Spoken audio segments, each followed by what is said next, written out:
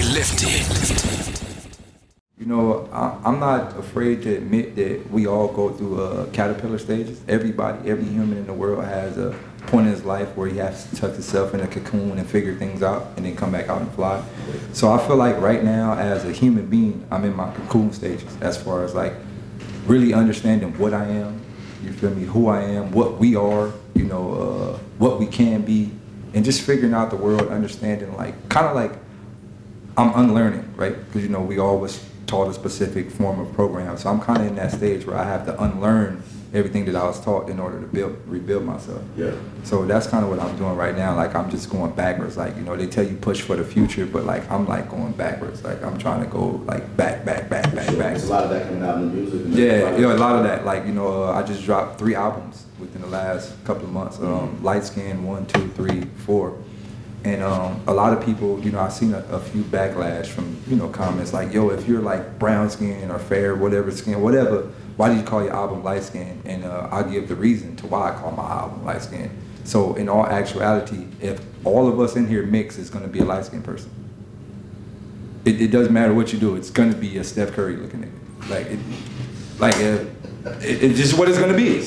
Like if all people mix, it's gonna be a light skinned motherfucker, regardless. So yeah, so it's like that was the idea of it. You know what I mean? It's like a light skinned person is a mix between both worlds. So that's kind of why I named it Light Skin. But throughout the projects and throughout all the projects, like it's more of an album where it's not so much focused on, hey, this is a dope radio hit or this is a dope song. It's more like it's more like an audio book in rap format.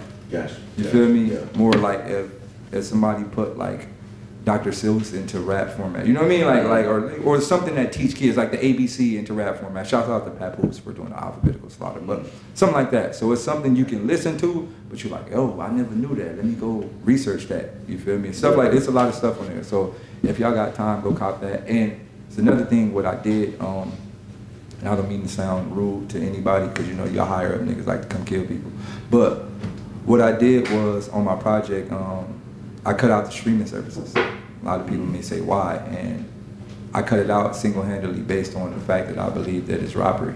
And I believe that fans should be making way more money than a point of a penny. I didn't even know you can divide a penny. Like, I didn't know that. So people are getting less than a penny per stream.